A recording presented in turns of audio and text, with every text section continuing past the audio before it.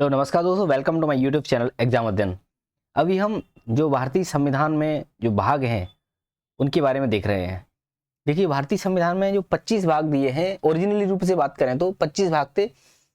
अभी प्रेजेंटली 25 भाग और 448 अनुच्छेद और 12 अनुसूचियां हैं।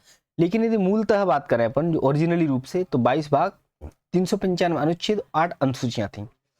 समय के साथ इसमें कुछ संशोधन होते गए थे जो समय की डिमांड के अकॉर्डिंग। तो अभी प्रेजेंटली इसमें 25 इसमें भाग होते हैं। यहाँ भारतीय संविधान के मुख्य भाग दिए गए हैं जो कि अपन देख रहे हैं। जैसे पहला भाग है जिसको संघ और उसका राज्य क्षेत्र से संबंधित होता है, जिसमें अनुच्छेद 1 से 4 तक का बारे में उल्लेख होता है।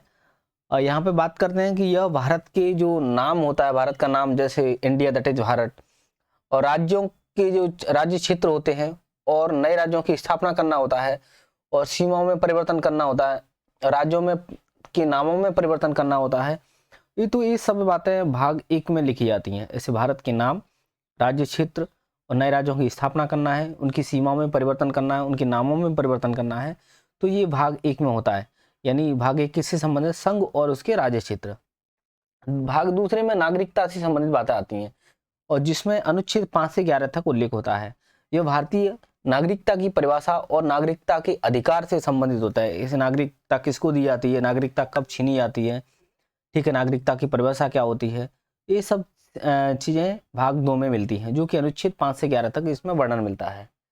यदि भाग 3 में आते हैं, बहुत इंपॉर्टेंट पार्ट होता है भाग 3, मौलिक अधिकार, फंडामेंटल राइट्स होता है, जिसको अपने अमेरिका से लिया गया था, ठीक है, अपने संविधान में, जिनका उल्लेख अनुच्छेद 12 से 35 तक मिलता है। यह नागरिकों को दिए गए मौलिक अधिकार होते हैं, जैसे कि समानता का अधिकार के बारे में बात करें, स्वतंत्रता का अधिकार, शोषण की विरुद्ध अधिकार, धर्म की स्वतंत्रता का अधिकार, सांस्कृतिक और शैक्षणिक स्वतंत्रता और संवैधानिक उपचारों का अधिकार। इससे संबंधित जो बातें होती हैं, मौलिक अधिकार, फंडामेंटल राइट्स भाग 3 में दिए थे। इनको डायरेक्ट अपन सुप्रीम कोर्ट में जाकर के 5 रिट दी होती हैं, तो उनके माध्यम से अपन रिट लगा सकते हैं, है ना। और भाग 4 में अपन राज्य के नीति निर्देशक तत्व के बारे में बात करते हैं। ये आयरलैंड से लिए गए थे ये सिद्धांत, ठीक है। इसमें अनुच्छेद 36 से लगाकर 51 तक वर्णन होता है। यह सरकार के लिए नीति और कार्यक्रम बनाने के लिए मार्गदर्शन प्रदान करता है, जैसा कि न्यायपूर्ण समाज, समान अवसर, सामाजिक कल्याण। ये तो ब्रीफ डिस्कशन है, केवल ब्रीफ के दिया गया है। अपन शॉर्ट कभी डिटेल में बहुत अच्छे से बात करेंगे इसके बारे में। इनको पढ़ने में बहुत ही आनंद आता है और हर एक भारतीय होने के नाते इन सब के बारे में जानकारी होना अति आवश्यक होता है। जैसा कि भाग 4 के बारे में बात करें तो ये सरदार स्वर्ण सिंह समिति आती है, ठीक है। उन्होंने सिफारिश की थी तो मौलिक कर्तव्य जोड़ने के लिए भाग 4A में जोड़ा गया था, भाग 4 का बोलते हैं, और साथ ही इसमें अनुच्छेद 51A भी जोड़ा गया था। ये नागरिकों के लिए कुछ कर्तव्य निर्धारित करते हैं। भाई, फंडामेंटल राइट दिए गए हैं, ड्यूटी दी गई है, तो कुछ फंडामेंटल राइट्स दिए गए हैं, ठीक है, नीति निर्देशक सिद्धांत दिए गए, कुछ ड्यूटी भी बनती है। तो नागरिकों के लिए कुछ कर्तव्य निर्धारित करता है, जैसा कि संविधान का पालन करना है, देश की रक्षा करना है, राष्ट्र की एकता और अखंडता को बनाए रखना है, ठीक है, अपने राष्ट्र ध्वज का सम्मान करना है, ठीक है, अपने बच्चों को पढ़ाना है। ये सब की बारे में बातें मौलिक कर्तव्यों में की जाती हैं। फिर अगला आता है भाग 5, जिसमें संघ के बारे में, यूनियन के बारे में बात की जाती है, जहाँ की अनुच्छेद 52 से 151 तक वर्णन होता है। यह संघ सरकार के कामकाज, जैसे कि राष्ट्रपति, उपराष्ट्रपति, सांसद, प्रधानमंत्री और न्यायपालिका से संबंधित होता है। इसमें वर्णन दिया गया है, जैसे कि अनुच्छेद 52 से राष्ट्रपति के बारे में बात कर दी जाती है, अनुच्छेद 63 से उपराष्ट्रपति के बारे में, ठीक है। फिर 75 में अपन प्रधानमंत्री के बारे में बात करते हैं। 79, 80, 81 अपन एक सरल करके फुल शॉर्ट फॉर्म होता है, सरल, सरल, एस फॉर सांसद 79, राज फॉर राज्यसभा 80 होता है, 81 में लोकसभा आ जाती है। तो इससे संबंधित, और न्यायपालिका वगैरह 124 से 147 तक चलता ही है। 148 से 151 तक अपन केक के बारे में बात करते हैं और डिटेल से बारे में जानकारी देखेंगे। अब भाग 6 के बारे में देखें तो राज्य के बारे में दिया है, जैसे कि भाग 5 में जो संघ के बारे में दिया गया वो सेम चीज़ें भाग 6 में राज्य से संबंधित होती हैं। जैसे कि भाई, केंद्र में प्रधानमंत्री होता है, राज्य में राज्यपाल होता है, मुख्यमंत्री होता है, और केंद्र में भी राष्ट्रपति होता है, यहाँ पर राज्यपाल होता है, ठीक है। वहाँ पे उच्च सदन, निम्न सदन होता है, जैसे कि राज्यसभा, लोकसभा, इसी टाइप से यहाँ पर भी विधानसभा, विधान परिषद होती है। तो इन सब चीज़ों के बारे में भाग 6 में जानकारी मिलती है, जो कि अनुच्छेद 152 से 237 तक डिस्कशन किया जाता है। यह राज्य सरकार के कामकाज जैसे कि राज्यपाल, विधानसभा, मुख्यमंत्री, उच्च न्यायपालिका, उच्च न्यायालय से संबंधित होता है। भाग 7 में बात करें तो पहली अनुसूची के भाग बी में ये था, तो अनुच्छेद 238 से 239 के बारे में बात की जाती है। तो भाग बी के राज्यों से संबंधित है, जो बाद में समाप्त कर दिया गया था इसको। भाग 8 के बारे में बात करें तो केंद्र शासित प्रदेश होते हैं, जैसे कि अभी बात करें तो 28 राज्य और 8 केंद्र शासित प्रदेश हैं। तो अनुच्छेद 239 ए से 240 तक इसमें विवरण मिलता है। यह केंद्र शासित प्रदेशों के प्रशासन से संबंधित है, जैसा कि राष्ट्रीय राजधानी क्षेत्र दिल्ली के बारे में, चंडीगढ़ है ना, अंडमान निकोबार, लक्षद्वीप और अपना दादर नगर हवेली, ठीक है, और क्या बोलते हैं अपना जम्मू कश्मीर और लद्दाख के बारे।